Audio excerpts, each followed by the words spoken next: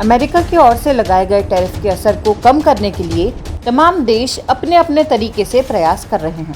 इस बीच दुनिया के लिए टेंशन की सबसे बड़ी वजह यूएस चाइना टैरिफ वॉर बना दिखाई दिया। हालांकि दुनिया की इन दो सबसे बड़ी अर्थव्यवस्थाओं में तनाव घटने के संकेत भी मिले हैं और इसी हफ्ते के अंत में अमेरिकी राष्ट्रपति डोनाल्ड ट्रंप चीनी राष्ट्रपति शी जिनपिंग से मुलाकात करने वाले हैं। लेकिन इससे पहले ही चाइना ने एक बड़ी डील कर डाली है और उसने आसियान के साथ अपने मुक्त व्यापार समझौते पर साइन किए हैं। यूएस टैरिफ के असर को कम करने के लिए ये डील कुआलालंपुर में हुई है।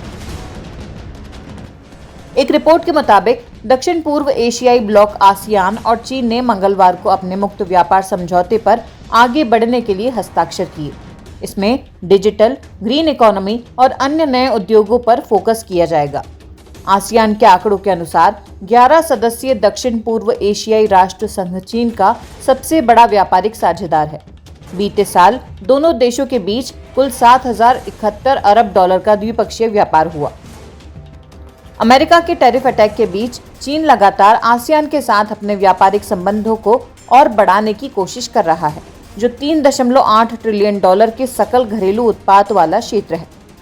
ऐसा इसलिए ताकि दुनिया भर के देशों पर अमेरिकी राष्ट्रपति डोनाल्ड ट्रंप के द्वारा लगाए गए भारी आयात शुल्क का मुकाबला किया जा सके।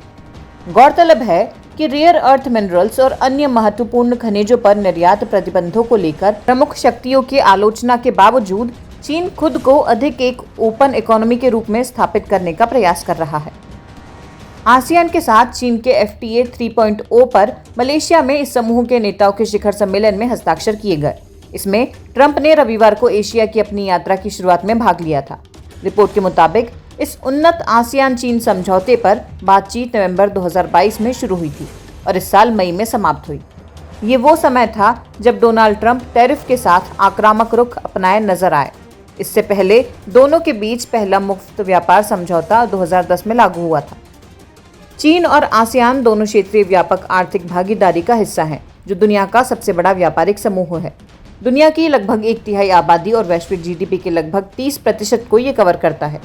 मलेशिया ने सोमवार को कुआलालंपुर में RCEP शिखर सम्मेलन की मेजबानी की, जो पिछले 5 सालों में पहली बार थी। चीन ने इससे पहले कहा था कि यह समझौता चीन और आसियान के बीच कृषि, डिजिटल अर्थव्यवस्था और फार्मास्यूटिकल जैसे क्षेत्रों में बाजार पहुंच की राह आसान बनाएगा।